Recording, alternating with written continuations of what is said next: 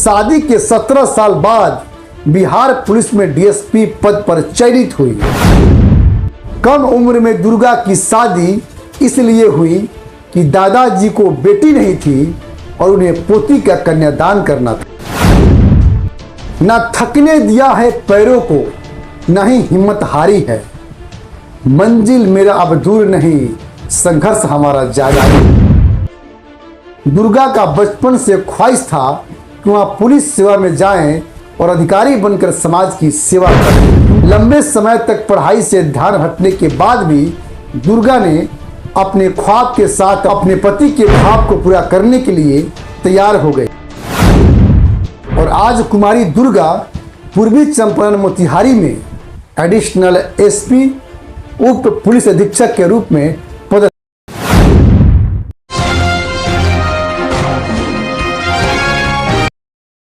भारत में महिलाओं के लिए सबसे बड़ी चुनौती जन्म लेना है और कोख में खत्म होने से अगर बच भी जाए तो विभिन्न अध्ययन बताते हैं कि बेटियों को बेटों की अपेक्षा में कम भोजन और कम संसाधन दिया जाता है, लेकिन महिलाएं बौद्धिक रूप से पुरुषों के बराबर होती हैं। महिलाओं को पुरुष से कम वेतन मिलना चाहिए क्योंकि वो कमज़ोर है, छोटी है। यह वक्तव्य वर्षा यूरोपियन संसद में पोलैंड के एक सांसद ने दिया था। यह बयान हमें याद दिलाने के लिए काफ़ी है, महिला समानता संघर्ष अभी बहुत देर तक चलेगा। अर्थात महिला सशक्तिकरण के ऊपर चैलेंज और करारा हमला है। यह कोरा मिथ है। महिलाओं में जैविक रूप से भारी और कठोर काम करने की क्षमता नहीं होती।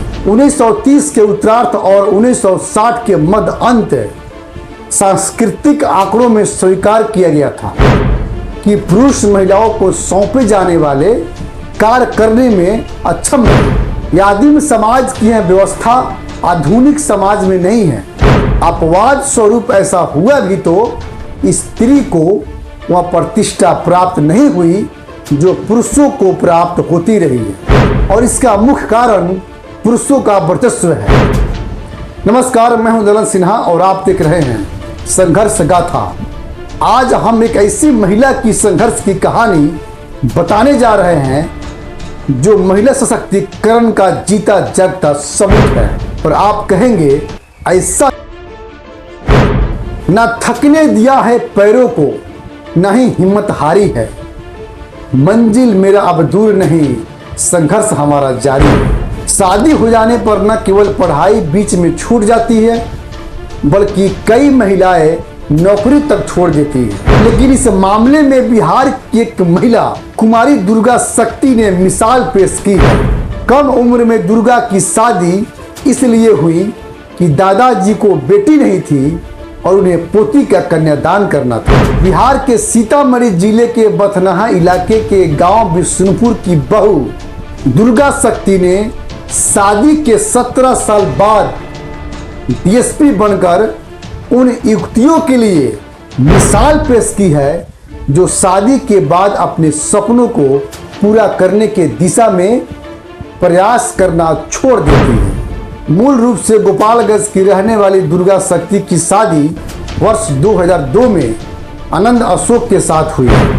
उस समय दुर्गा की शादी की उम्र महज 18 साल की थी। दुर्गा का बचपन से ख्वाहिश था कि वह पुलिस सेवा में जाएं और अधिकारी बनकर समाज की सेवा करें। उनका ख्वाब तो था ही, लेकिन उनके पति अशोक आनंद का भी डीएसपी बनने का सपना था, जो अपने सपने को जीने में असफल रहे।